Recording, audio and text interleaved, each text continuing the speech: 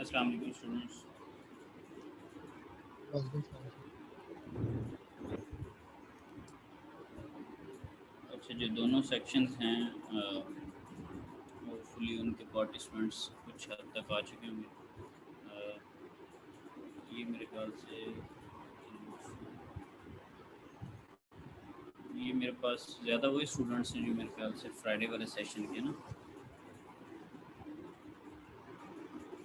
जी sir.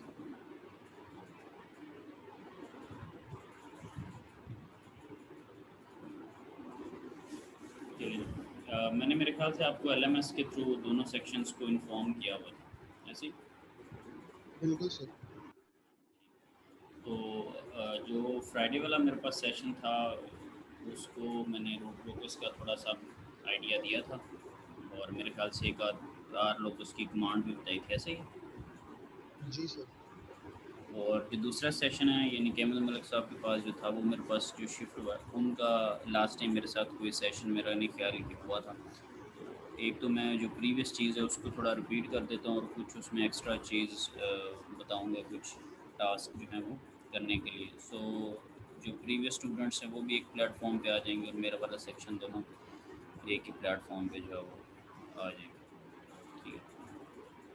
और ईद की जो वेकेशंस के बाद है वो आप लोगों ने मेरे ख्याल से लैब नंबर जो 9 की हुई है वो पूरे बैच ने कर ली हुई है, जो कि डीसी मोटर की मॉडलिंग थी सिमुलिंक के अंदर। ठीक है। ब्लॉक्स को कनेक्ट करके आपने सिमुलिंक मॉडलिंग की थी डीसी मोटर की वो। और आज वाली लैब, इन दोनों लैब्स की परफॉर्मेंस प्लस वाइवा जो है वो हम ईद की छुट्टियों के बाद जो आपका सेशन होगा उसमें इन चीज़ों को देखेंगे। ठीक है। तो ये दोनों चीज़ें लैब नंबर 9 प्लस आज जो रूट लोग इसका डिस्कस करेंगे।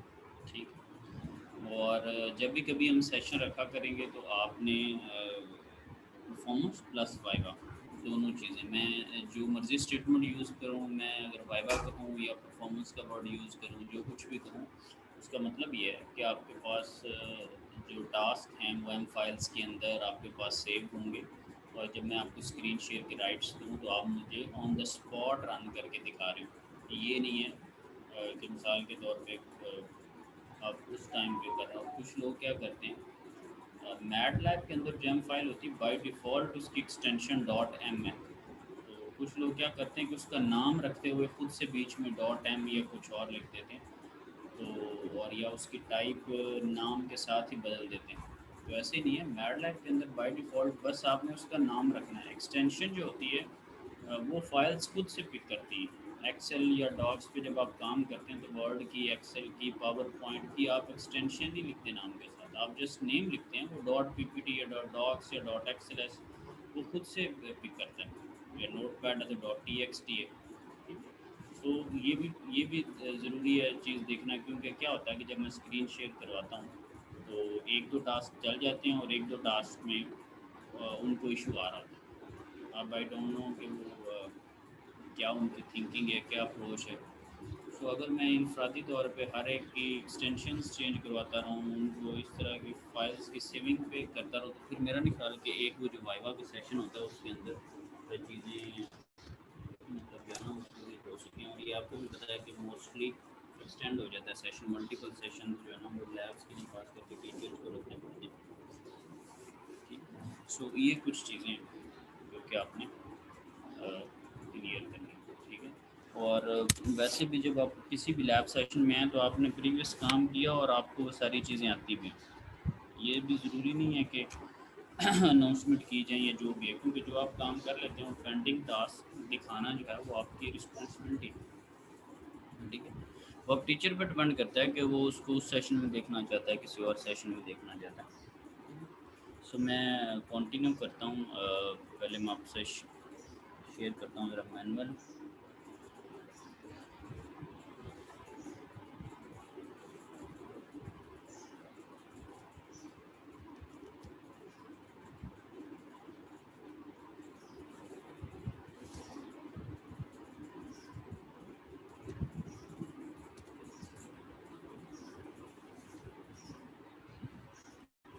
ये जो भी मैं रूट लोकस वाली लैब की बात कर रहा हूँ, ये आपके पास लैब नंबर 10 है।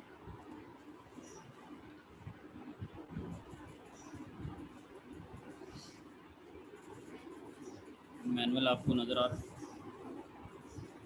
सर। स्टूडेंट्स स्क्रीन पे? No, sir.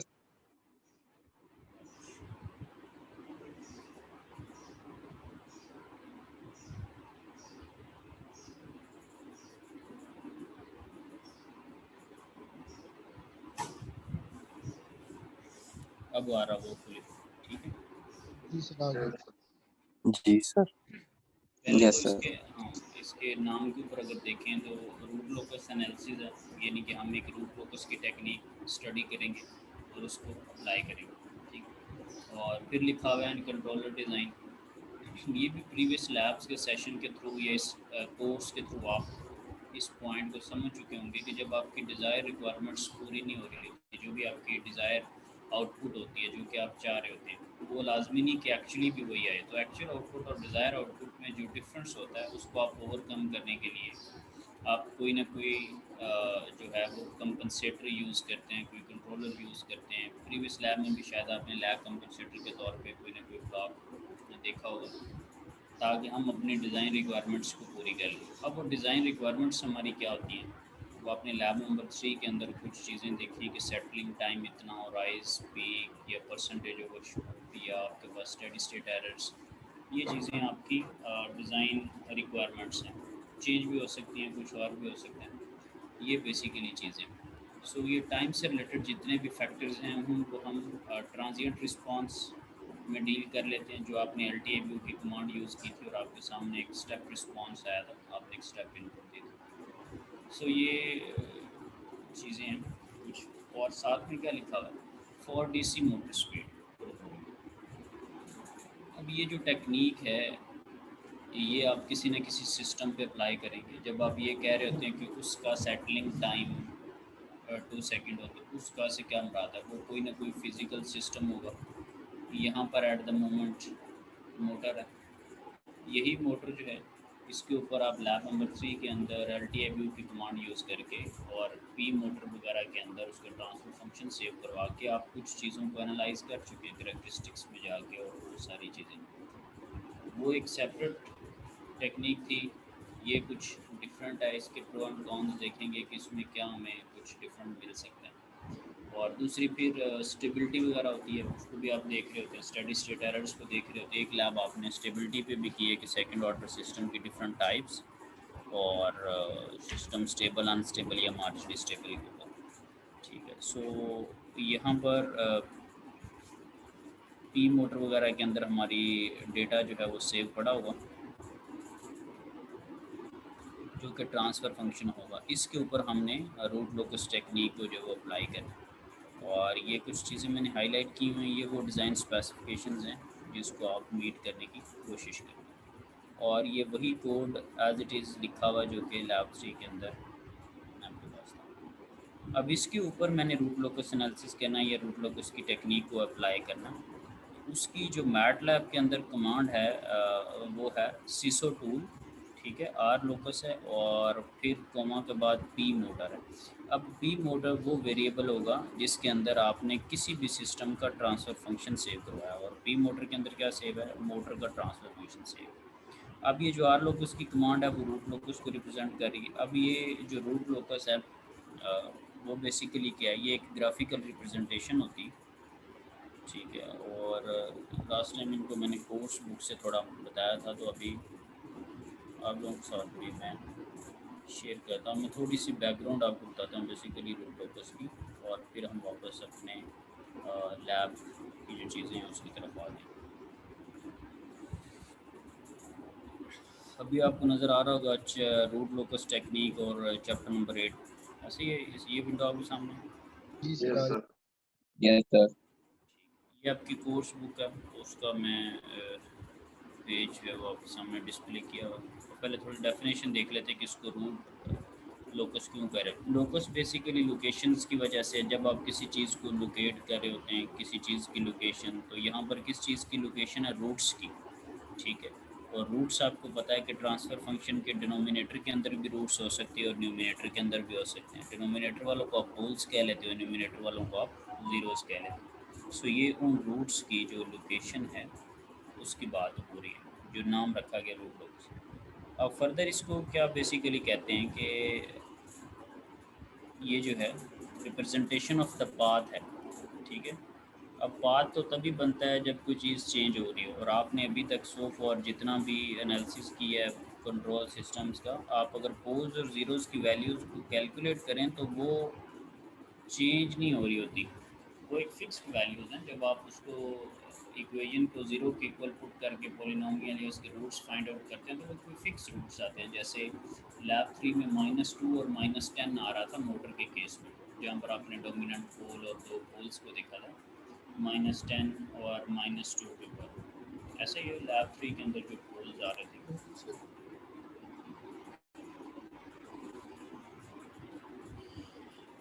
ऐसा है या नहीं है? ऐसी ऐसे अच्छा, एक और चीज़ है, मेरा भी हौसला है कि मैंने कोई 1.5 घंटा ऑलमोस्ट घंटा डेढ़ बोलना है लगातार, तो अगर आप भी बीच में कोई पार्टिसिपेशन कर लेंगे तो कुछ नहीं होगा, अल्लाह बेहतर करेगा, ठीक है।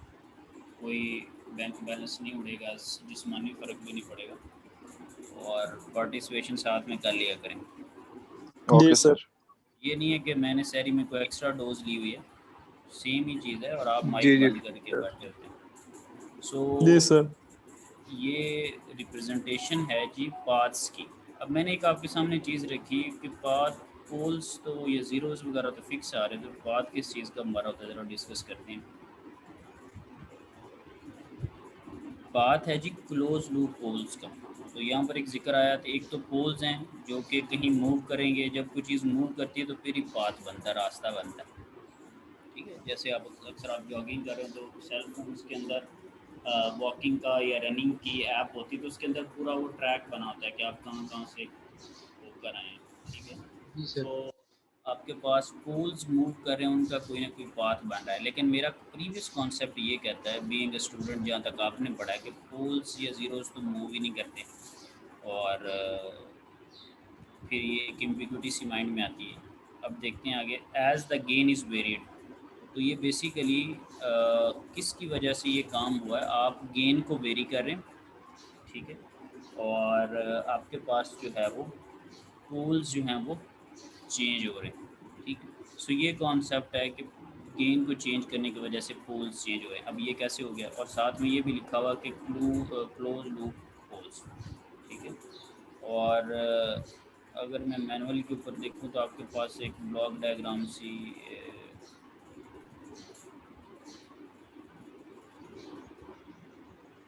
ये जो सामने बना हुआ, ये भी किसी न किसी लैब के अंदर आपने देखा होगा, होपफुली माइट भी पीआईडी की लैब के अंदर देखा होगा, ऐसे था। जी sir, PID control. Yes sir. ठीक है। सो ये इसके अंदर प्लांट क्या चीज़ होता है, ये कोई भी सिस्टम हो सकता है, और एट द मोमेंट वो क्या है जी, क्या सिस्टम है, मोटर। ठीक है। और ये कंट्रोलर कोई भी कंट्रोलर हो सकता है, ये लैग कंपनसेटर हो सकता है, कोई कंट्रोलर हो सकता है।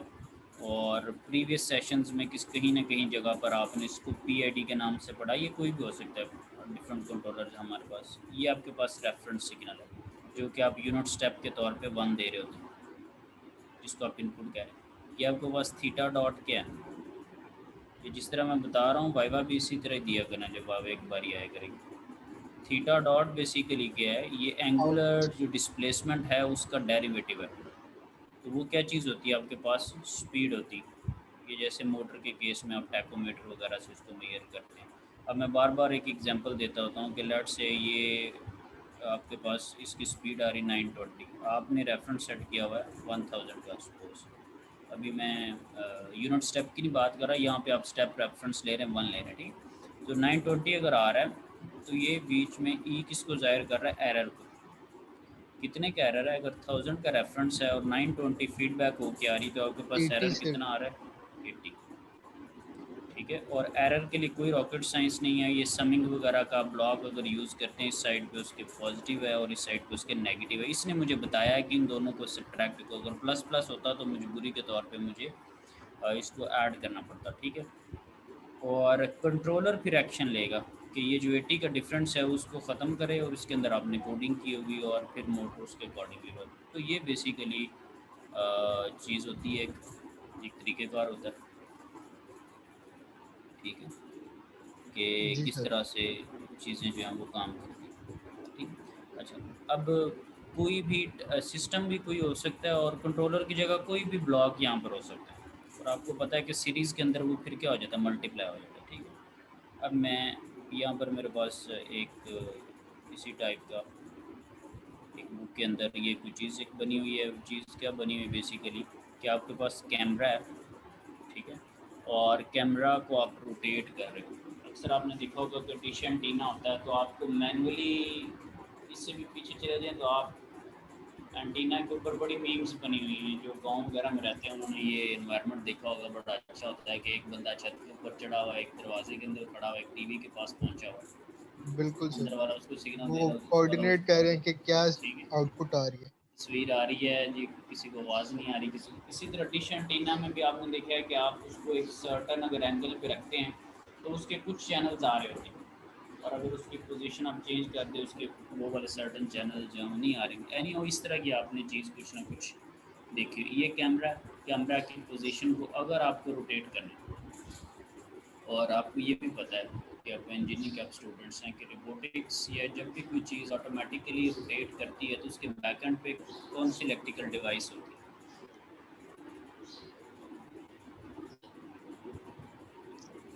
रोटेशन में तो मोटर ही होती है। है वो कह रहे हैं कि रोटेट करवा रही होती है उसको, ठीक है। सो आप इस तरह की कोई चीज़ चाह रहे हैं, और वो जो मोटर है जब आप उसको रिप्रेजेंट करेंगे तो उसके कोई भी ट्रांसफ़र फंक्शन हो सकता है, that would be the any value या एनी ट्रांसफ़र फंक्शन, और एट द मोमेंट हम भी कोई ट्रांसफ़र फंक्शन एक यूज़ करें पी मोटर की या इस तरह से। ये लैब वाली मोटर्स या उस तरह की चीज़ें नहीं है, ये जस्ट मैं आपको एक आइडिया बता रहा हूँ कि रूट लोकस क्या होता है, ठीक है, उस सेंस में रहना। ये नहीं है कि आप, क्योंकि ये मोटर का ये कुछ और ट्रांसफ़र फंक्शन लिखा हुआ है आपके वहाँ पर कुछ और है, तो इससे कंफ्यूज नहीं होना, ठीक है। ये एक वैसे एग्जांपल के तौर पर मैं आपसे चीज़, अब उसी तरह आपने उसको एक पोजीशन बता दी, रेफरेंस सिग्नल लेट से जिसको 80 डिग्री पे रोटेट करो, 90 पे करो, जिस पे भी करो, और उसी तरह कैमरा की एक्चुअल पोजीशन होगी वो माइट भी 70 डिग्री पे हो रही हो, 30 पे, तो जो भी कोऑर्डिनेट्स हैं, जो कुछ भी है वो, अब वो फीडबैक आई उसी तरह उसका एरर वगैरह जो कुछ भी हुआ, ये एम्पलीफायर है कि उसमें अगर, और यहाँ पे के लिखा हुआ गेन, वो कंट्रोलर भी जो था उसके अंदर भी आपने पीआईडी वगैरह के अंदर देखा होगा, आप गेन्स को ट्यून कर रहे होते और कंट्रोलर की वर्किंग चेंज हो रही थी। फिर एक टेबल भी जी बना हुआ सर। लैब के अंदर और वो सारा उसने बताया हुआ कि कैसे कैसे चीज़ें आप चेंज करते हैं, और आगे वो एम्पलीफायर दे रहा है मोटर को। अब अगर मैं क्लोज लूप को सॉल्व करूँ, या तो आप फीडबैक की कमांड यूज़ कर लें या आप मैथमेटिकली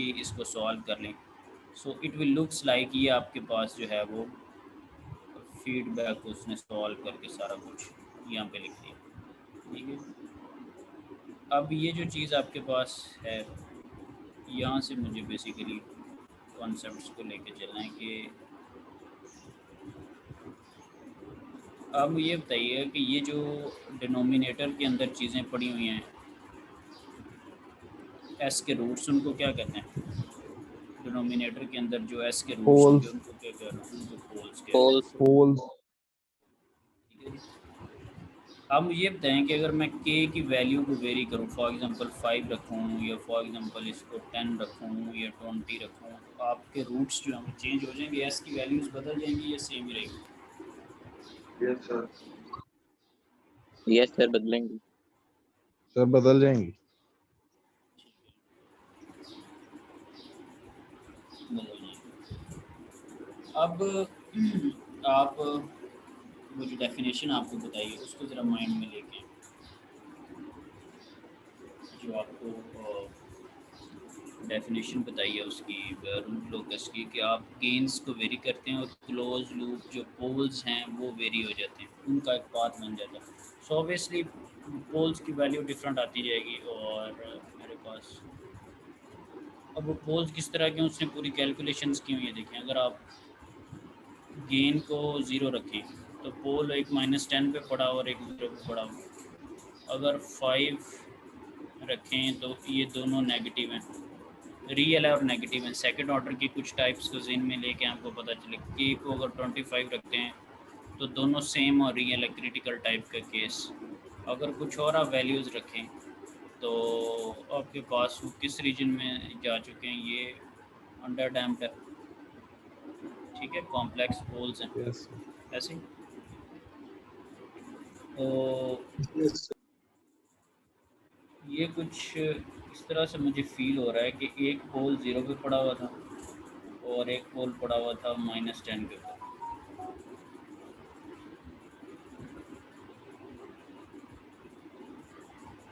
अब पोल्स जैसे जैसे आप गेन बदलते गए पोल्स वेरी कर रहे हैं। अब ये मेरे कर्सर को आपने देखना है कि किस तरह से ये वेरी करते हैं। ये इधर को चलना शुरू हो गया, पोल से ये अवे जाता है, ठीक है, ये पोल से इधर चलना शुरू हो गया। दरमियान में एक पॉइंट है -5, वहाँ से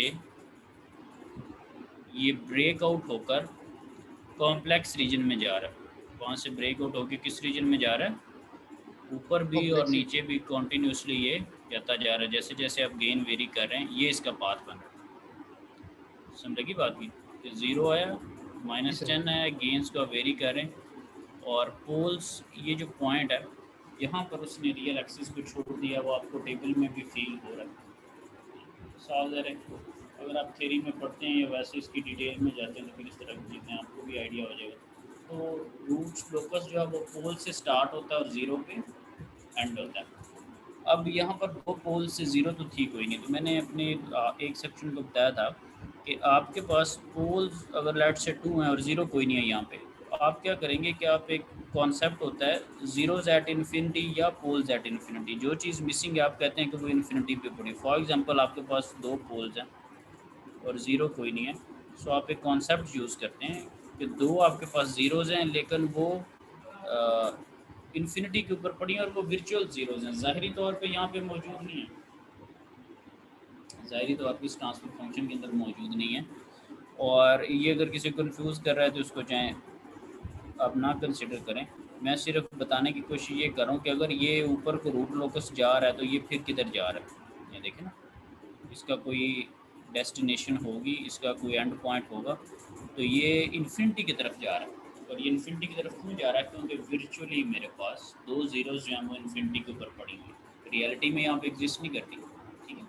ये जिसको रूट लोकस का कॉन्सेप्ट का आइडिया होगा या जिसने पोल्स और ज़ीरोज़ एट इन्फिनिटी का टॉपिक पढ़ा होगा वो इस चीज़ को अंडरस्टैंड कर सकता है। अदरवाइज़ आप किसी वैसे अगर बात करेंगे तो ये कन्फ्यूजन क्रिएट करेगी, ठीक है। सो बात को समझ रहे हैं ना कि कहाँ पर जी ये सर बात बिल्कुल। करनी है कहाँ पे नहीं करनी, ठीक है। अगर आप वैसे किसी को कहेंगे जिसने वो चीज़ नहीं पढ़ी हो, अगर मैंने भी वो चीज़ ना पढ़ी होती और चाहे मैंने 5-6 दफ़ा ये बुक पढ़ाई होती, अगर आप मुझे कहते तो आई विल नॉट बिलीव कि ये मेरे लिए ऐसे होता कि आप वो गलत एक स्टेटमेंट दे रहे हैं, ठीक है। तो ये आपकी कोर्स बुक के अंदर चीज़ें मैंशन, तो ये बेसिकली मुझे आइडिया दे रहा है कि ये किस तरफ जा रहा है। अब आपको टेक्निक का आइडिया होगा, सारी चीज़ों का पता चल गया, अब कम टू द पॉइंट। अब मैनुअल पे आ जाते हैं। और मैट लैब में ये कैसे होगा, रूट लोकस की कमांड है। अदरवाइज़ आपको मैथमेटिकली अगर चैप्टर 8 में देखें तो पूरी कैलकुलेशंस होती हैं कि ब्रेक आउट कैसे कैलकुलेट करना है, ब्रेक इवन पॉइंट कैसे कैलकुलेट करना है। और इसमें एक चीज़ और आपको दिखाता हूँ कि अगर आप पोल्स को वेरी करते जाएँ तो सम टाइम रूट लोकस बड़ा डिफरेंट टाइप का बन जाता है।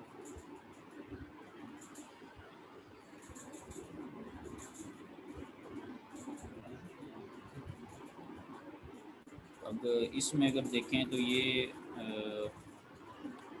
पोल्स से दो, ठीक है। मैं इसको थोड़ा बड़ा कर दूँ स्क्रीन को।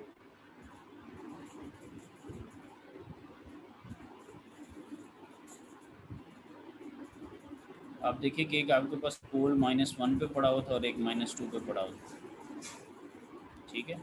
और उसी तरह इन्होंने मूव करना शुरू किया और एक ऐसा पॉइंट है इन्होंने रियल एक्सिस को छोड़ दिया। ये क्यों मूव कर रहे हैं, क्यों बार बार आपके जो गेन है उसको वेरी कर रहे हैं, ठीक है। सो और फिर इसमें देखें कि इसमें रियलिटी में दो ज़ीरोज़ भी हैं, ये वर्चुअल नहीं है, रियल दो ज़ीरोज़ हैं, न्यूमिनेटर के रूट्स लिखे हैं।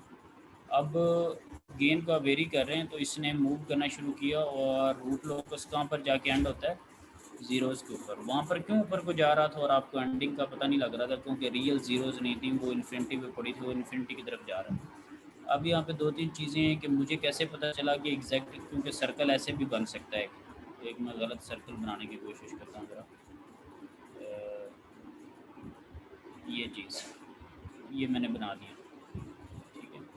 अब है ये भी उसी तरह की चीज़, लेकिन ये एग्जैक्टली किस पॉइंट पे आके मिलेगा, इसको आप ब्रेक इन कहते हैं। ये पूरी इसकी कैलकुलेशंस है इस चैप्टर के अंदर। इमेजिनरी को कब वो क्रॉस करेगा, इसकी पूरी कैलकुलेशंस हैं, लिहाजा एग्जैक्ट वैल्यू निकलेगी। और ब्रेकआउट कब होगा, रियल एक्सिस को छोड़ के कॉम्प्लेक्स रीजन में कब दाखिल होगा, इसकी भी पूरी प्रॉपर कैलकुलेशन है। साफ ज़ाहिर है ये एक थ्योरी का कॉन्सेप्ट है, ये पूरा इसके ऊपर एक चैप्टर है, उसके ऊपर कई वीक लगते हैं, तो लैब का ये स्कोप नहीं है। ये तो वैसे मैं मजाकी आपको सारी चीज़ें बता रहा हूँ, लेकिन मैट लैब में क्या ब्यूटी है कि ये सारा काम किस तरह हो जाएगा। एक रूट लोकस के कमांड से। आर हो जिसकी, ठीक है। अब ये इस सर्कल पे आपको क्यों लेके आए, आप मुझे ये बताएं कि आपने गेन को वेरी करते करते करते करते आप तो राइट ऑफ प्लेन पे नहीं दाखिल हो गए, बिल्कुल सर। ठीक है। क्लोज लूप जो आप राइट ऑफ प्लेन पे आ रहे हैं ना, ठीक है। तो राइट ऑफ प्लेन से तो वैसे नॉर्मली हम अवॉइड करते हैं लेफ़्ट ऑफ प्लेन वगैरह में, तो ये कुछ इस तरह की भी हम इंडिकेशंस देते हैं। अब इस पे मैनुअल पे अगर आप देखें तो मैनुअल पे वापस आ जाते हैं जी। तो ये क्या कमांड है, रूट लोकेशन, ठीक है। पोल से शुरू होता है और ज़ीरो पे एंड हो जाता है। तो ये सारी चीज़ें, अब ये तो ग्राफिकल रिप्रेजेंटेशन थी, इससे हम क्या बेनिफिट्स ले सकते हैं, लाइक वाइज जो हमारी रिक्वायरमेंट्स हैं ये उस तरह की चीज़ों की, उनकी तरफ जाना। तो जब आप इसको रन करेंगे, पूरा कोड लिख के पी मोटर के अंदर उसको सेव किया, ट्रांसफर फंक्शन को आर लोकस की ये वाली कमांड यूज़ की, सिस्टर टूल वाली, तो आपके पास ये रूट लोकस आएगा। अब आपको इसकी थोड़ी अंडरस्टैंडिंग भी बनेगी। ये पिंक कलर पे एक पोल है जो कि -10 पे पड़ा, आपको पता है मोटर के जो पोल्स हैं, एक -10 पे और एक -2 पे, ठीक है। सो ये वाला -2 एक्सिस और ये वाला जो है वो -10, इस पे दो पोल्स पड़े हुए। वो किस तरह से फील हो रहा है, ये आपके पास पिंक से कलर के स्पॉट्स बने हुए हैं, ये आपको बता रहे हैं कि आपके दो पोल। फिर आप देखिए कि आपके पास ग्रीन लाइन है, वो मैंने आपको अभी बुक के ऊपर भी एक चला के चीज़ दिखाई थी कि ये यहाँ पे जाते जाते एक पॉइंट आएगा, ये जाके मिल जाएंगे और किधर को चलेंगे, इन्फिनिटी की तरफ जा रहे हैं। बात समझ आ रही, ठीक है। तो जी ये सर। रूट लोकस बनेगा आपके पास मोटर की सेंस में। और ये जो इसके दोनों पोल्स हैं -2 और -10 वाले, ये आपने काम जो है ना किया भी हो लैब 3 के अंदर, पीसी मैप वगैरह की कमांड यूज़ करके, वहाँ पर आपके पास ऐसे ही एक चीज़ आई थी। अब अगेन ये सारी बातें रूट लोकस की, हमने अपने काम की तरफ अगर जाना है, आपकी डिज़ाइन रिक्वायरमेंट्स क्या हैं, ठीक है। हमारी जो डिज़ाइन रिक्वायरमेंट्स हैं वो हमें पता है कि सेटलिंग टाइम का भी हमें आइडिया है कितना हो, ओवरशूट वगैरह का, एरर्स वगैरह का, ठीक है। मोटर की डिज़ाइन रिक्वायरमेंट्स मल्टीपल लैब्स के अंदर हमने देखी हैं। अब हम यहाँ पर कैसे उसको इनकॉर्पोरेट करेंगे, आपके पास जब रूट लोकस आएगा तो आप उस पर क्या करेंगे, राइट क्लिक करेंगे, क्या करेंगे, प्लॉट के ऊपर राइट क्लिक करेंगे और डिज़ाइन रिक्वायरमेंट्स की ऑप्शन आ जाएगी। डिज़ाइन रिक्वायरमेंट्स के अंदर ऑप्शन आ जाएगी न्यू की। न्यू डिज़ाइन रिक्वायरमेंट्स के अंदर आपके पास काफ़ी सारे पैरामीटर्स होंगे अपडेट करने के लिए, settling time, percentage over show, dumping ratio, natural frequency. जिन्होंने डंपिंग रेशो की डेफिनेशन देखी है उनको पता होगा कि उसके अंदर दो कंपोनेंट्स आ रहे होते हैं, न्यूमिनेटर में भी डिनोमिनेटर में भी। नहीं देखी तो जब थोड़ा देखिए उसको खैर। सो ये जिसको आप जीटा भी कहते हैं, और वो जीटा ऑब्वियसली रेशो है, तो कोई ना कोई चीज़ ऊपर और नीचे न्यूमिनेटर डिनोमिनेटर में होगी, डिवाइड होकर रेशो बन रही है। सो आप ये चीज़ें अपडेट कर सकते हैं अपनी मर्ज़ी से। सो सेटलिंग टाइम में आप क्या रख देंगे, 2 रख देंगे, ठीक है। सेटलिंग टाइम आपके पास <2 सेकंड्स है, और ओवरशूट की जो आपकी रिक्वायरमेंट है वो 5% की है। ये दो पैरामीटर्स अभी जस्ट आप अपडेट करके देखेंगे कि आपके पास ये वाला जो सिंपल रूट लोकस है, ये वाला, उसके ऊपर क्या इफेक्ट हुआ, उसने कौन सा एरिया आपको वर्किंग के लिए बताया कि किधर किधर आप मूव कर सकते हैं, कहाँ कहाँ पर रह सकते हैं, उसने क्या चीज़ बताई है। और क्योंकि इस ग्राफ को, ये जो भी मैंने आपके सामने रखा है, इसको देख के अभी आप रीड नहीं कर सकते सेटलिंग, ओवरशूट, राइज, पीक वगैरह।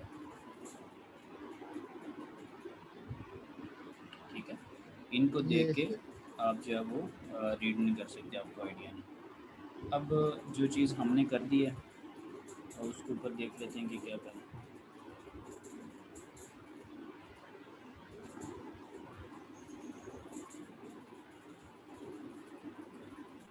जैसे ही हमने ये काम किया, आपके पास ये ग्राफ आ गया।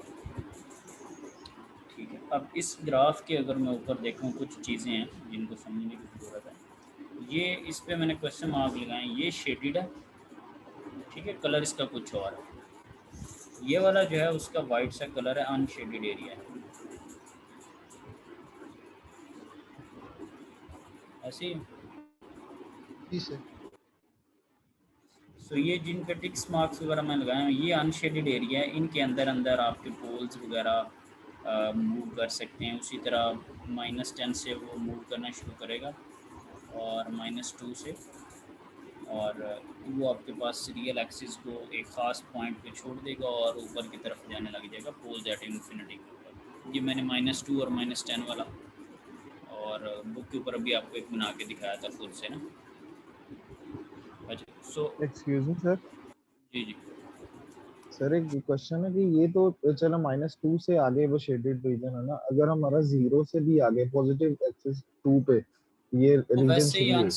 अनस्टेबल है। आप अगर चैप्टर नंबर 1 की वर्डिंग जाके देखिएगा, नहीं नहीं, पोल उसमें की बड़ा बात नहीं कर रहा। मैं भाई आपको बात करने लगा, शायद थोड़ा समझ आए कि अगर आपको पोल्स जो हैं, अगर पोल्स कुछ और निकल आता है, आप जीरोस के दूसरी तरफ राइट हाफ प्लेन पर पढ़ेंगे, तो आप चैप्टर नंबर 1 में अगर देखें तो उसने एक स्टेटमेंट यूज़ किया और बड़ा वो क्लियर है उस बारे में कि अगर आपके पास सिस्टम स्टेबल नहीं है, अगर सिस्टम स्टेबल नहीं है तो फिर ट्रांजिएंट रिस्पांस, जिसके अंदर सेटलिंग, राइज, पीक, ये 5-6 चीज़ें आती हैं, और स्टडी स्टेट एरर, इनको स्टडी करने का कोई फ़ायदा नहीं। सिस्टम अगर स्टेबल होगा तभी आप बाकी जो पैरामीटर्स हैं उनमें इंटरेस्ट लेंगे। अगर सिस्टम अनस्टेबल है, यानी कि उसकी कोई बाउंडेड इनपुट और बाउंडेड आउटपुट नहीं है अगर, ठीक है, तो आप जो है वो ट्रांजिएंट रिस्पॉन्स या उस तरह की चीज़ें की तरफ नहीं जाएंगे। सपोज मैं लिफ्ट वगैरह की एग्जांपल दी थी क्लास को कि अगर आपके पास लिफ्ट के लोअर और टॉप्स, जो फ्रंट टॉप्स हैं, अगर वहाँ पर लिफ्ट स्टॉप नहीं करती, उसकी इनपुट आउटपुट बाउंडेड नहीं है, तो अगर जाके छत को हिट करती है, ये नीचे आके ग्राउंड फ्लोर को हिट करती है, तो क्या वो लिफ्ट का स्ट्रक्चर स्टेबल रहेगा? क्या उस लिफ्ट को कोई परचेज़ करेगा? या मतलब कोई पैसेंजर उसमें बैठना मेरा नहीं ख्याल कि पसंद करेगा। तो सर जो लेकिन अगर हमारा जो सिस्टम है वो डिफाइन ही मतलब +3 से आगे हो, तो फिर तो 2 या 1 पे हमारा इस पोल आ तरह नहीं सकता है। होता, देखें, सिस्टम डिफाइन नहीं होता। आप जो है वो स्टेबिलिटी की तरफ इवेंचुअली आप उसको लेके आते हैं। आप सिस्टम को डिज़ाइन ही इस तरह से करते हैं कि वो एक स्टेबल सिस्टम हो, ठीक है। अनस्टेबल सिस्टम को स्टडी नहीं किया जाता। जब आप कोई चीज़ देखेंगे, जब आप कोई पैरामीटर, अब बन ट्रांसफर फंक्शन बनते कैसे हैं, चैप्टर 2 आप लोगों ने पढ़ा, ठीक है। चैप्टर 1 में आपने यस सर। फिज़िकल कुछ चीज़ें देख, फिज़िकल सेटअप देखा होगा। उस फिज़िकल सेटअप में क्या क्या आपके पास डिश एंटीना की पिक्चर्स वगैरह बनी हुई है। चैप्टर 1 किया था स्टडी क्लास वगैरह में, जी सर, एज़्मुथ यस एंटीना सर, किया था। देखा था। जी सर। वहाँ पे कोई अज़ीमुथ और इस तरह के एंगल्स वगैरह बने हुए एंटीना, वो आपको पूरा जी बताता सर। है कि ये फिज़िकल सेटअप है। उससे आप क्या करते हैं, उसकी मैथमेटिकल मॉडलिंग करते हैं। समझ लगी बात?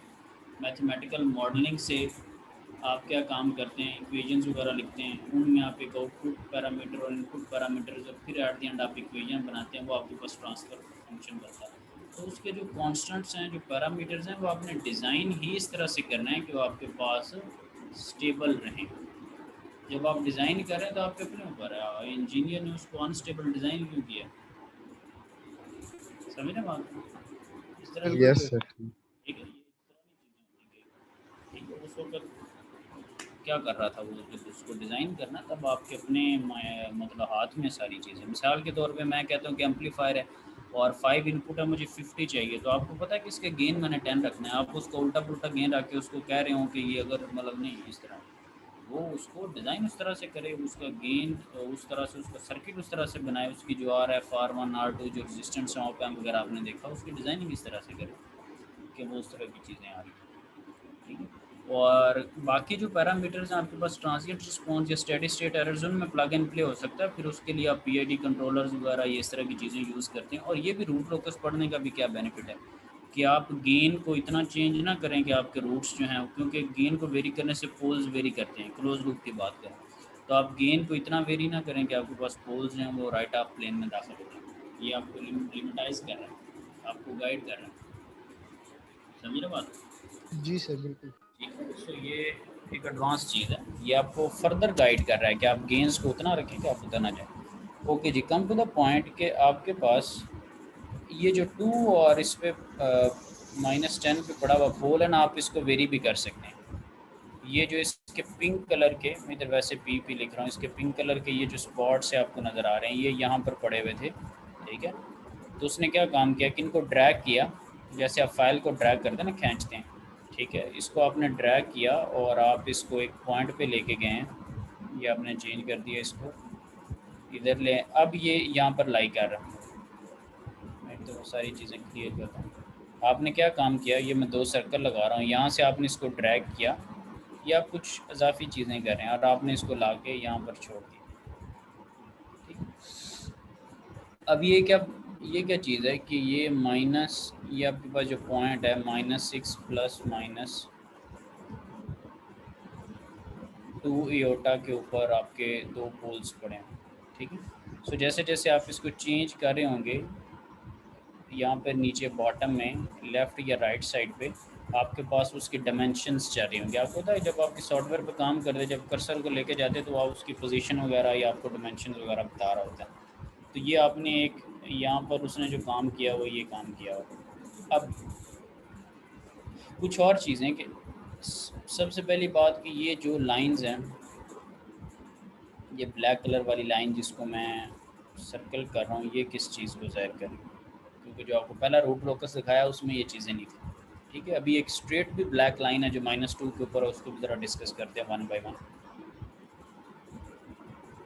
अब देखें, ये ब्लैक लाइंस एक्स एक्सिस के साथ एक सर्टेन एंगल भी बना रही है, समझ रहे? जी सर।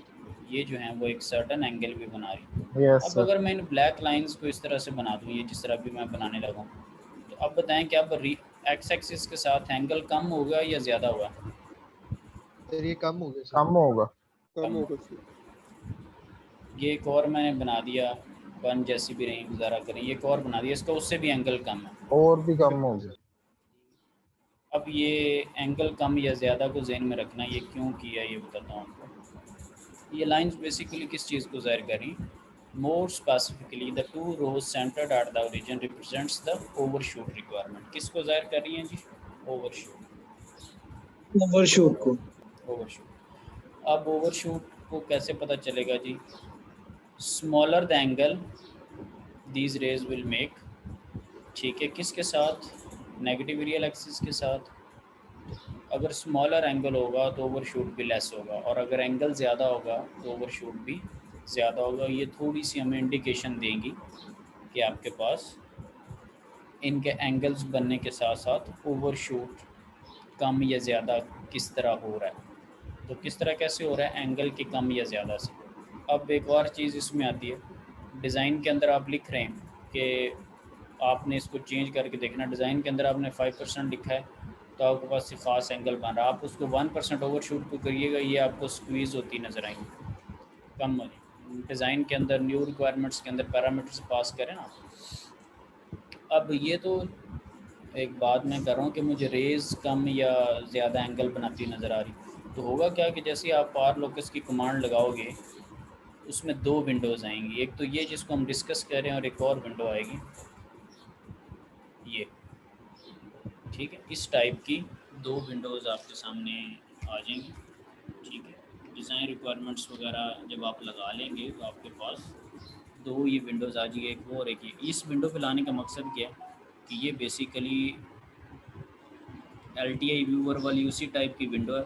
ठीक है, जब आप अपने प्रोग्राम को रन कर रहे होंगे यूँ, ठीक है, तो यहाँ पर 2 टैब्स बने हुए आ जाएंगे कि जैसे आप ब्राउज़र को नहीं यूज़ करते तो उसके अंदर टैब्स और प्लस प्लस और जितने मर्जी, तो एक के अंदर आपके पास रूट लोकस वाली आ रही है और एक के अंदर ये LTI व्यू वाली नज़र आ रही है। अब यहाँ पे क्यों लेके आए, यहाँ पे देखें उसी तरह ही आप राइट क्लिक करके final value, settling, rise, peak, ये ओवरशूट वगैरह, तो जो मैंने बात की थी ना कि ओवरशूट कम हो जाएगा, ये ज़्यादा हो जाएगा। एक तो एंगल कम ज़्यादा होगा और आपको एग्जैक्ट पता यहाँ से चलेगा राइट क्लिक करके करैक्टरिस्टिक्स के अंदर, तो ये दोनों विंडो खुद से ओपन हो जाएंगी। लेकिन इस तरह नहीं होंगे जैसे मिसाल के तौर पे मैनुअल में एक ऊपर एक नीचे, ये मैंने आपको स्टाइल बताया कि इस तरह दो विंडोज़ होंगी और आप एक के ऊपर क्लिक करेंगे रूट लोकस वाली या दूसरी के ऊपर। तो ये आपको बता भी रहा है कि अगर आपने डिज़ाइन पैरामीटर्स को चेंज किया है तो किस तरह का ओवरशूट आपको मिला है। एंगल्स ने आइडिया दिया और इस ग्राफ ने एग्जैक्ट वैल्यू बताई। अब दूसरी चीज़ पे आ जाए तो जो सेटलिंग टाइम आपने बीच में एडजस्ट किया था, ये ब्लैक जो लाइन है, ठीक है, -2 वाली, ये आपको किसको रिप्रेजेंट करिए, वर्टिकल जो लाइन है वो सेटलिंग टाइम की रिक्वायरमेंट्स को रिप्रेजेंट करेगी।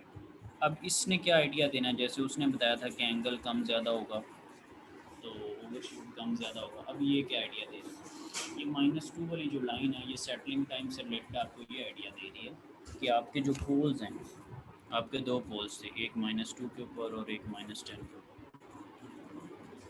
आपके पोल्स जितना ओरिजिन से अवे होंगे, आपके पोल्स जो हैं जितना ओरिजिन से अवे होंगे उनका सेटलिंग टाइम उतना कम होगा, उतना रिस्पांस फास्ट। सेटलिंग टाइम कम होने का मतलब क्या है कि उतना रिस्पांस फास्ट होगा। और जितने आपके पोल्स ओरिजिन के करीब होंगे उनका रिस्पांस उतना ही स्लो होगा। जितने आपके पोल्स हैं वो ओरिजिन के करीब होंगे उनका रिस्पांस उतना ही स्लो होगा, ठीक है। आपने अगर चैप्टर 4 तो सारा भी नहीं पढ़ा होगा। सेटलिंग टाइम का फॉर्मूला मैथमेटिकली कुछ इस टाइप का आपको कहीं देखने को मिलेगा, 4 ओवर नीचे उसका रियल कंपोनेंट होता है, ठीक है, पोल्स का। अब आप ये भी आपको ये चीज़ बेसिकली आइडिया दे देती है कि इस वैल्यू को जितना बड़ा करते जाएंगे, लेट से 4 की जगह मैं वैसे आइडिया देने के लिए मैथमेटिकली आपको एक वैल्यू कंसिडर कर लेता हूँ 1, 4 की जगह पे मैं 1 रख रहा हूँ, ठीक है। अब अगर आपका पोल 1 पे पड़ा हुआ है तो उसका सेटलिंग टाइम जो है वो क्या आएगा, 1 सेकेंड, ठीक है। अब दूसरी सेंस में आपका पोल अब पड़ा हुआ है 10 के ऊपर, 1 इसलिए रखा है क्योंकि मुझे उसकी कैलकुलेशन के लिए कैलकुलेटर नहीं निकालना पड़ेगा 4 की बजाय। अब अगर मैं इसके ऊपर देखूँ तो ये क्या आएगा, 0.1। तो इन दोनों में से फास्ट कौन सा, 10 वाला या 1 सेकेंड 0.1 वाला सर, वाला? 10 वाला 0.1 सेकेंड वाला जो 10 पे पोल पड़ा हुआ है उसका रिस्पांस फास्ट है, ठीक है। यस जी तो ये आपने जो कॉन्सेप्ट है ये खैर लैब नंबर 3 के अंदर भी देखा होगा, जहाँ पे आप डोमिनेंट पोल को डिस्कस कर रहे थे कि जो ओरिजिन के करीब होता है वो डोमिनेट कर रहा था। वो डोमिनेंट पोल क्योंकि उसका रिस्पांस स्लो होता है, ठीक है।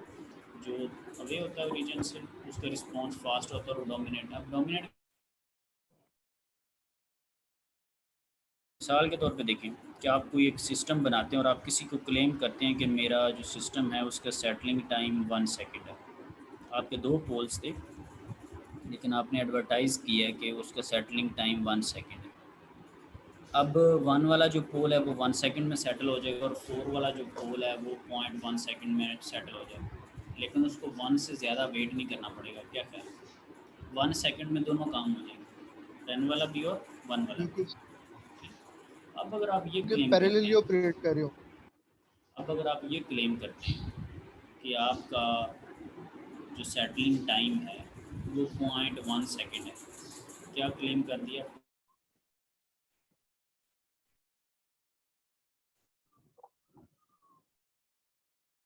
जबकि आपका एक पोल सेटल होने के लिए 1 सेकेंड ले रहा है, तो ये आपने जो है वो गलत इंडिकेशन दी।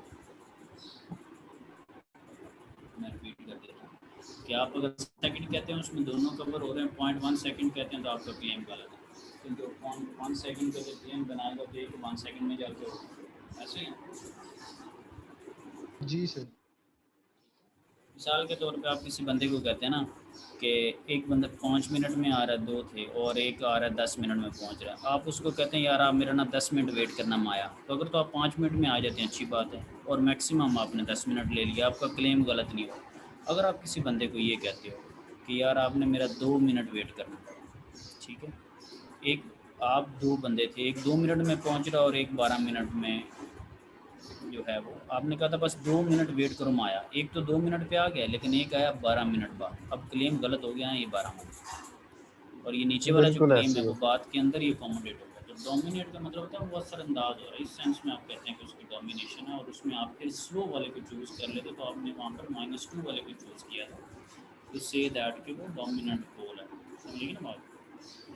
और खैर आप जब चैप्टर 4 पढ़ेंगे तो ये भी देख लेंगे कि कितना वे हो तो उसको हम इग्नोर भी कर सकते हैं अप्रॉक्सीमेट करने के लिए। वो लैब 3 में स्टेटमेंट लिखी हुई है 5 टाइम्स की। तो एनियोलॉजी ये आपको पता चल गया। अब सेटलिंग टाइम की लाइन ने सिर्फ बताया था, तो आप जितना अवे रह रहे होंगे ओरिजिन से, ठीक है, ये सेटलिंग टाइम वाली लाइन से, where the further to the left the close loop holes are located, उसका उतना सेटलिंग टाइम स्मॉलर होगा। ये सारा मैंने आपको समझा दिया। और जो मैं कह रहा था कि आप ड्रैग करें और ये जो पिंक स्टॉप्स हैं ये मूव करेंगे तो वो आपके पास यहाँ पे मेंशन है कि जो pink boxes on the root locus indicates the location of the close loop hole, जो और मैंने बना आपको लो बताया था। गर्मी होती है। और आप इनको जब ड्रैग करेंगे, ड्रैग करके चलो आप मरीन एक को आगे मार सर्टन सकता लोकेशन पे लेके आ सकते हैं। ड्रैग करके आप इसको -6 + 2 योटा पे लेके गए हैं। अब ये क्या चीज़ थी, ये मैंने आपको यहाँ पे बताया था कि ये आपके पास जो 2 के ऊपर पोल है, और just a second,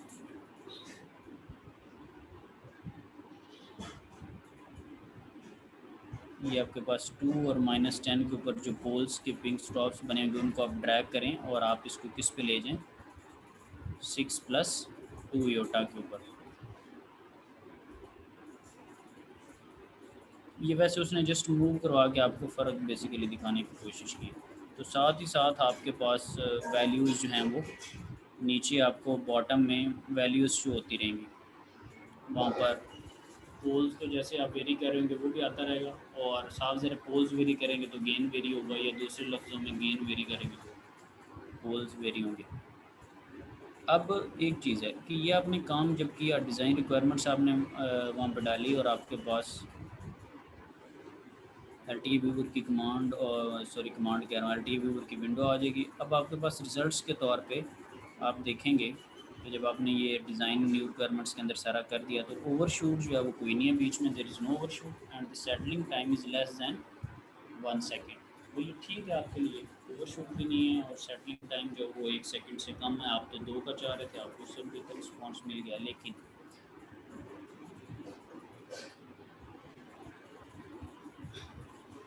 लेकिन आप ये चीज़ पढ़ें, however you can also observe that the steady state error is approximately 50%। अब ये क्यों कह रहा है 50% है, ठीक है, उसको तो steady state error less than 1% चाहिए था। तो ये दो जो विंडोज़ आई थी, एक आर लोकस वाली और एक ये, तो उसमें आप देखें कि आपको फाइनल वैल्यू कितनी मिल रही है, 0.5। 0.5। आपने यूनिट स्टेप फंक्शन दिया हुआ, तो इसमें कितने का फ़र्क है, हाफ का फ़र्क है, 50% एरर। लेकिन आपको 0.5 मिली या 1 सेटलिंग टाइम जो है वो देखें कितना आ रहा है, 0.829 सेकेंड्स। तो वो कह रहा है कि ये लेस देन 1 सेकेंड है, ठीक है, ओवरशूट वैसे ही नहीं है, ठीक है, फाइनल वैल्यू को क्रॉस करके वो ऊपर जो है वो स्पाइक्स गई नहीं है। अब यहाँ पे जो इशू मुझे देखने को मिला है वो ये है कि सेटलिंग जो स्टेडी स्टेट वैल्यू है वो ठीक नहीं है, स्टेडी स्टेट एरर्स। अब आपके जहन में आएगा कि मैं इसको ठीक करूँ, तो वो आप उसके लिए मैक्सिमम गेन ही चेंज कर सकते हैं। वो आपने करने की कोशिश अगर करेंगे तो क्या होगा, देखते हैं ज़रा। इफ़ वो इंक्रीज़ द लूप गेन, क्यों हम गेन को इंक्रीज़ करें, to reduce the steady state error. हमारा 50% अचीव हुआ, लेकिन इससे होगा क्या, the overshoot will become too large. आप एरर को कम करने की कोशिश करेंगे थ्रू गेन, और उससे ओवरशूट बढ़ जाएगा। गेन को कम करेंगे तो ओवरशूट तो कम हो जाएगा, जैसे अभी ओवरशूट आ ही नहीं रहा, लेकिन एरर आएंगे। तो यहाँ पर आप एक मुश्किल क्या करें, जी सर। सिंपल सी चीज़ थी ये जो आपने डिज़ाइन रिक्वायरमेंट्स रखी थी विदाउट कंट्रोलर जो आप काम कर रहे हैं उसमें दो पैरामीटर आपके अचीव हो गए और एक जो है वो नहीं हुआ अचीव। अब आप क्या काम करेंगे? अब आप मुझे कुछ चीज़ों का आइडिया है क्योंकि मैं इस पे चैप्टर नंबर 9 जो है उसको टीच किया हुआ है। अब यहाँ पर क्या है कि आपके पास स्टेडी स्टेट एरर को अगर आपने एलिमिनेट करना हो तो लैब 9 के अंदर चार्ट के अंदर आपने देखा था वो आपको कहता है कि आप जो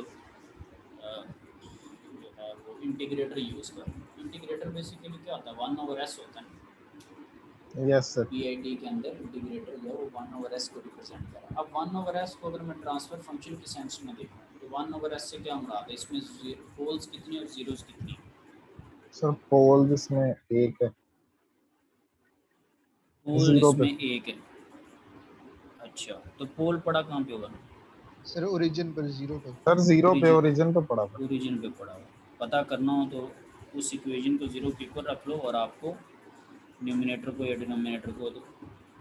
अब आपने वो टेबल को जाके अगर देखें तो वहाँ पर आपने देखा है कि अगर आप स्टेडी स्टेट एरर्स को ख़त्म करना तो आप इंटीग्रेटर यूज़ करें। ये मैं वैसे कुछ एक्स्ट्रा चीज़ें बता रहा हूँ, इनका कहीं आपको ऐसा उस तरह से लिंक नहीं मिलेगा, ठीक है? क्योंकि वो फिर जब प्रॉपर यानी कि ये मैं कुछ लैब और थ्योरी कुछ चीज़ें बीच में से एनालिसिस के तौर पे आपके सामने अभी ये डिस्कशन कर रहा हूँ।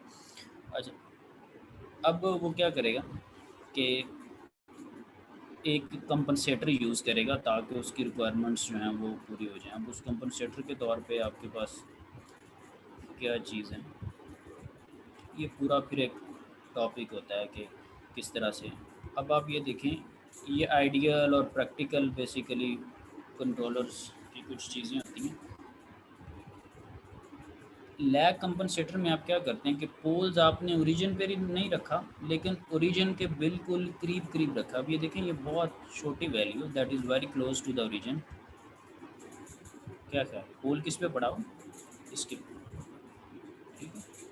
इसके पीछे बेसिकली लॉजिक यही है कि जस्ट अज्यूम कि ये आपके पास पोल एट ओरिजिन पड़ा हो, क्योंकि पोल एट ओरिजिन जो है वो प्योर इंटीग्रेटर है और जब आप उसमें थोड़ी चेंज करते हैं तो कंट्रोलर पे डिफरेंट हो जाता है आपके पास। तो इसको आप लैग कंट्रोलर या लैग कंपनसेटर कह रहे हैं जिसमें आप एक ज़ीरो ऐड करते हैं और एक पोल ऐड करते हैं सिस्टम के अंदर टू कंपनसेट द रिक्वायरमेंट्स ना, ठीक है। ये अभी ब्लॉक डायग्राम में जो आपको कंट्रोलर नज़र आ रहे थे तो आपने ज़ीरो को -1 के ऊपर रख दिया और पोल्स को इसके ऊपर रख दिया। इसके पीछे पूरी एक लॉजिक है कि क्यों हम ऐसा करें। ये पोल को ओरिजिन के करीब रखने के पीछे लॉजिक ही ये थी कि आप इंटीग्रेटर टाइप टच देने की कोशिश कर रहे हैं ताकि ये स्टेडी स्टेट एरर्स को एलिमिनेट कर सके। और इसके ऊपर चैप्टर नंबर 9 के अंदर पूरे वो न्यूमेरिकल्स हैं कि किस तरह से ये एलिमिनेट करता है। सो इन शॉर्ट आपने क्या काम किया कि आपने एक लैग कंपनसेटर जो है वो बीच में ऐड कर दिया जिसका ट्रांसफ़र फंक्शन क्या C(f)। अगर आप PID की लैब को थोड़ा मेमोराइज़ करें तो उसमें भी उसने C के वेरिएबल में शायद स्टोर किया हुआ था PID की जो वैल्यूज़ हैं, जी सर। PID और KPK KID वगैरह। बिल्कुल सर। तो अब आपने कंट्रोलर को यूज़ किया और आप जो है वो डिज़ाइन रिक्वायरमेंट्स को फुलफ़िल करोगे, ठीक है। अब उसने प्रोसीजर आपको बताया हुआ कि आप उसमें किसी स्विफ्ट टूल डिज़ाइन के अंदर आप जो है वो टूल्स के अंदर कंट्रोल एस्टिमेशन टूल्स के अंदर चले जाएं, एडिट वगैरह के अंदर, प्रेफरेंसेस के अंदर और ज़ीरो पोल जो गेन पैरामीटर्स हैं वो चेंज करें और फिर सारी कंपनसेटर एडिटर। और ये अब इसमें अगर देखें ये एक विंडो के ऊपर दो चीज़ें मेरे पास आ रही। आपको उसने बताया हुआ था ऊपर के S+1 है और डिवाइडेड बाय S+0.01, ठीक है। सो 0.01 का क्या मतलब है कि इसके रूट्स कहाँ पर निकलेंगे जब आप इसको 0.01 करेंगे तो ये माइनस पे आ रहा होगा और जब आप इसको करेंगे तो ठीक है। सो ये दो चीज़ें हैं कि ज़ीरो कहाँ पर ऐड हुई हुई है इसके अंदर और पोल यहाँ पर किसके अंदर ऐड। तो आप यहाँ पर देखेंगे कि फिर आपके पास जो ऊपर एरर्स वगैरह ये इस तरह का रिस्पॉन्स था उसमें आपको बेहतरी नज़र आएगी, ठीक है। तो आप तो ये चीज़ें बेसिकली आपने करनी है कि आप जो है वो क्या उसको कहते हैं रूट लोकस की कमांड लगाई। अब लाजमी नहीं है कि जो आप चीज़ें चाह रहे हैं वो आपको फ्रंट फुट के ऊपर मिल भी जाएँ, अगर नहीं मिलती तो इसीलिए कंट्रोलर होता है ना, ठीक है। जब जब आप कोई काम करें लाजमी तो नहीं कि कोई है, इसीलिए कंट्रोल सिस्टम का सब्जेक्ट है, इसीलिए कंट्रोलर के टॉपिक्स हैं, इसलिए मल्टीपल कंट्रोलर्स हैं। ठीक है, सो ये इस तरह आहिस्ता आहिस्ता आपने इसके टास्क जो हैं वो करने हैं, जहाँ तक आपको उसको थोड़ा इजीली करने की ठीक कोशिश है करें, सर। क्योंकि उसने सीक्वेंस के अंदर चीज़ें बताई हैं। पहले एक काम किया, हो रहा नहीं हो रहा, फिर दूसरा तीसरा। जी जी। सर ऊपर डेल्टा से एंगल डिनोट किया हुआ था। डेल्टा इसी विंडो के अंदर सर, ये जो रियल पोल के नीचे हमने लिखा हुआ है ना, maximum delta phase degree. Maximum delta phase, ये एंगल है डिग्रीज के अंदर ना, ये बस एंगल है डिग्रीज के अंदर। सो अब आप क्या काम करेंगे कि ये लाजमी नहीं है कि लेट से टास्क 1 पे आपकी रिक्वायरमेंट पूरी हो जाए, आपको स्टेप बाय स्टेप हो सकता है काम करने पड़े। जैसे पीआईडी कंट्रोलर की हमने लैब की थी, तो आपने देखा पहले उसने केपी को ट्यून करवाया, फिर केआई को, कभी केडी को कर रहा है, स्टेप बाय स्टेप आपको गाइड कर रहा है कि मैंने ये काम किया तो ये हो गया, ये काम किया तो ये हो गया। इवेंचुअली उसने 4-5 टास्क करने के बाद आपको गाइड ओके जी ये हमारा काम हो चुका है। ठीक है, क्योंकि आप इसी तरह लर्न करते हैं ना, अगर एक ही दफ़ा सारा कुछ ठीक हो जाए तो फिर आपको पता नहीं चलना कि कौन सी चीज़ ने क्या इफेक्ट डाला। ठीक है, तो इस लैब के अंदर मैक्सिमम देखने हैं कि कहाँ तक आप इन टास्क को कर सकते हैं। ठीक है, सो एटलीस्ट इसके जो पहले एक दो टास्क हैं उसको लाजमी करें, और इवेंचुअली उसको आहिस्ता आहिस्ता, और ये जो चीज़ें हैं उसको अंडरस्टैंड जो है वो करने की कोशिश करें। तो ईद की वेकेशंस के बाद जब आपका लैब सेशन होगा, ठीक है, इसी तरह सैटरडे को, और यही सेम लिंक इसके थ्रू आप ज्वाइन करेंगे, सो उसके अंदर हम जो सिमुलिंक वाली लैब है, और जो क्या इसको कहते हैं अभी ये रूट लोकस वाला, ठीक है, इसका प्रोग्राम्स वगैरह सेव हों आपके पास सारी चीज़ें, और इस पर हम इंशाल्लाह काम करें। ठीक है, बाकी अटेंडेंस जी वगैरह मैं रिपोर्ट से जनरेट कर लूँगा। कोई और क्यूरी है ठीक तो हो इन वेरी क्विक वे आप पूछ लें, और नहीं सर, अभी तक तो कोई नहीं।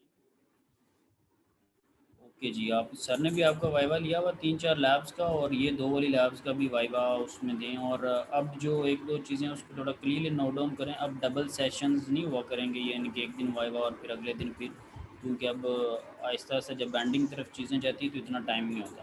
ठीक है, सो आप कोशिश किया करें कि जो आपको टाइम या जो चीज़ कही जाए उसके अंदर आप अपनी सारी जो चीज़ें हैं उसको फिनिश करने के काबिल। ठीक है, और जो चीज़ किसी की मिसिंग होगी फिर आहिस्ता आहिस्ता आप उन चीज़ों को उसके अकॉर्डिंगली देखा जाए। ठीक है, और रिपोर्ट्स जो हैं वो साथ साथ बना के सेव करते रहें।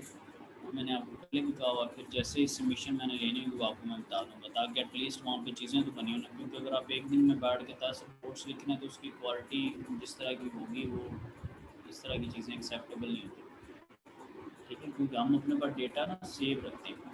लेट से आपकी रिपोर्ट्स हैं, मेरे पास वो बंडल्स पड़े हुए हैं, या मेरे पास मैनुअल है, तो जब हमने कभी ये देखना होता है कि ये हमने लैब करवाई, ये सेशन करवाया, तो मैं उन रिपोर्ट्स को देखूंगा और मैनुअल्स को देखूंगा। मैनुअल देखूंगा तो वो वैसे ही खाली होंगे, रिपोर्ट्स को देखूंगा तो उनकी क्वालिटी इतनी डिग्रेडेड होगी कि वो वैसे ही नहीं। तो ये अगर मैं किसी को कहूँ कि अगर मैंने बड़ी अच्छी लैब करवाई है और अलहमदिल्ला, तो आपके कॉन्सेप्ट जैसे भी मैंने दे दिए हैं, जो आप चीज़ मेरे पास छोड़ के गया हूँ उसमें आप नेगेटिव में। ठीक है, सो ये एक बड़ा डिस्करेजिंग इन्वायरमेंट है, समझ रहे हैं।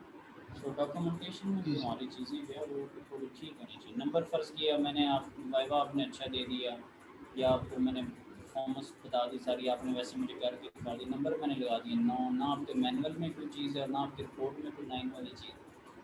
ठीक है, तो ये बड़ी एक अजीब सी चीज़ होती है जो कि डिस्क्राइब नहीं की जा सकती, ये कुछ समझने वाली चीज़ें हैं।